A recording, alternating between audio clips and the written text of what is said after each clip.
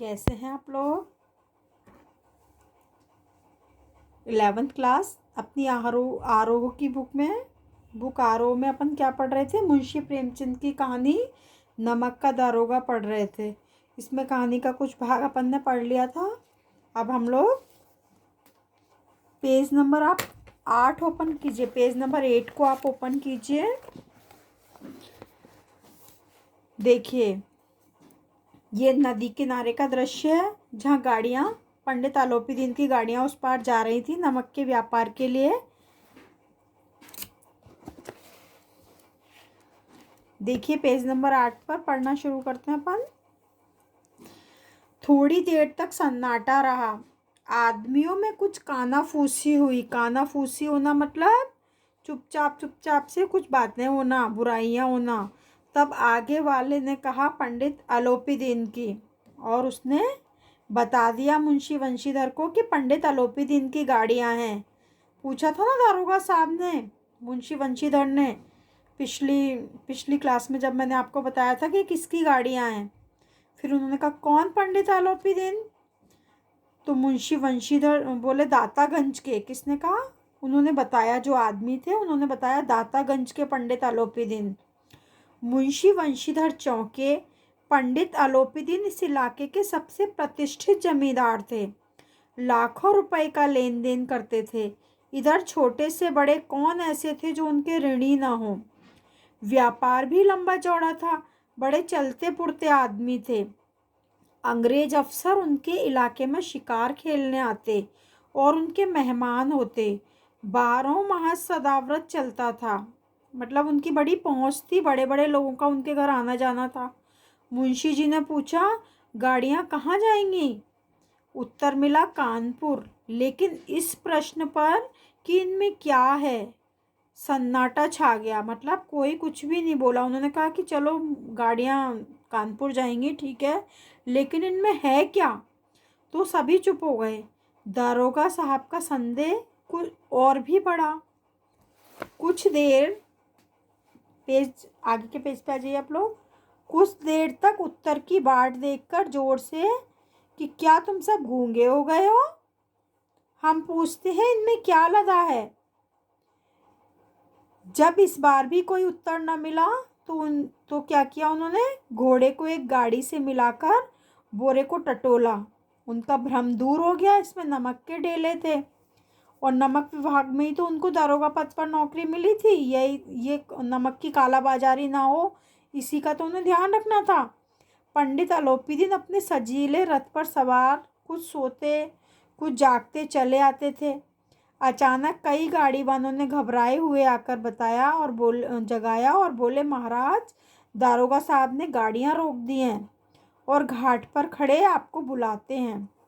पंडित आलोपीदीन का लक्ष्मी पर अखंड विश्वास था, पूरा विश्वास था उन्हें। वे कहा करते थे कि संसार का जो तो कहना ही क्या, स्वर्ग में भी लक्ष्मी जी का क्या है, राज्य है। उनका यह कहना यथार्थी था, सच ही है। संसार में लक्ष्मी जिसे चाहे जैसे कार्य करा देती है। पैसे के लिए सब लोग कई कार्य जो नहीं करने चाहिए वो कर लेते हैं। न्याय और नीति सब लक्ष्मी के खिलौने हैं। किसका कथन है ये? पंडित आलोपीदीन का। इन्हें वह जैसे चाहती है नचाती है। लेटे ही लेटे गर्भ से बोले चलो हम आते हैं। यह कहकर पंडित जी ने बड़ी निश्चिंतता से पान के बीड़े लगाकर खाए। फिर लिहाफ ओढ़े हुए दारोगा के पास आकर बोले बाबूजी आशीर्वाद। उनको आशीर्वाद दिया और क्या कहा, कहिए हमसे ऐसा कौन सा अपराध हुआ कि आपने गाड़ियां रोक दी? देखिए, गाड़ियां रोक दी गई। हम ब्राह्मणों पर तो आपकी कृपा दृष्टि रहनी ही चाहिए। बड़े मीठे वर्ण शब्दों में आलोपीदीन ने वंशीधर को बोला। वंशीधर रुखाई से बोले सरकारी हुक्म, मतलब सरकारी हुक्म है इसलिए गाड़ियां रोकी हैं। पंडित आलोपीदीन ने हंसकर कहा हम सरकारी हुक्म को नहीं जानते और न सरकार को। हमारे सरकार तो आप ही हैं। हमारा और आपका तो घर का मामला है। हम कभी आपसे बाहर थोड़े हो सकते हैं। आपने व्यर्थ ही कष्ट उठाया। यह हो नहीं सकता कि इधर से जाएं और घाट के देवता को भेंट न चढ़ाएं। मतलब आपकी यहाँ ड्यूटी है और आपको रिश्वत ना देकर हम जाते, ऐसा तो हो ही नहीं सकता। हम किसी सरकार वरकार को नहीं जानते, आप हमारा काम कर दो और हम आपको धन दे देंगे उसके बदले। मैं तो आपकी सेवा में स्वयं ही आ रहा था। वंशीधर पर ऐश्वर्य की मोहिनी वंशी का कुछ प्रभाव न पड़ा। उन्होंने मतलब ऐश्वर्य की मोहिनी वंशी मतलब धन की लालसा का लालच उन पर कोई प्रभाव न डाल सका। ईमानदारी की नई उमंग थी। कड़क कर बोले, हम उन नमक हरामों में नहीं जो कौड़ियों में अपना ईमान बेचते फिरते हैं। आप इस समय हिरासत में हैं और आपका कायदे के अनुसार चालान होगा।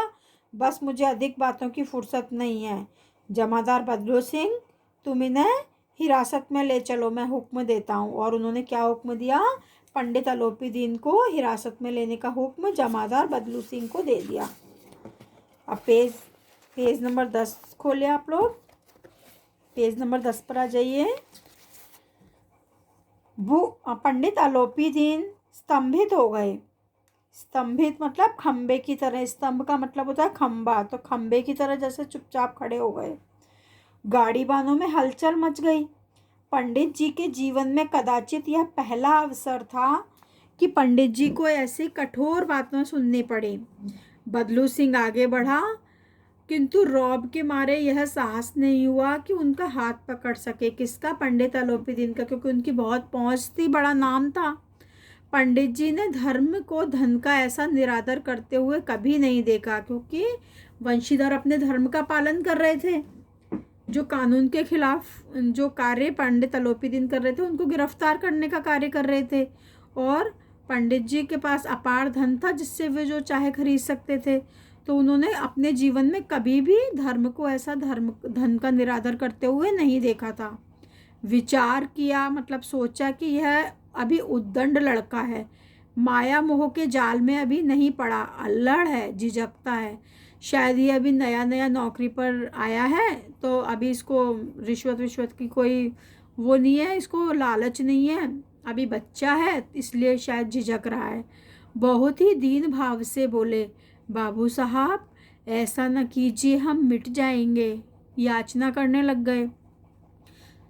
इज्जत धूल में मिल जाएगी। हमारा अपमान करने से आपके हाथ क्या आएगा? हम किसी तरह आपसे बाहर थोड़े ही हैं। वंशीधर ने कठोर स्वर में कहा, हम ऐसी बातें नहीं सुनना चाहते। आलोपी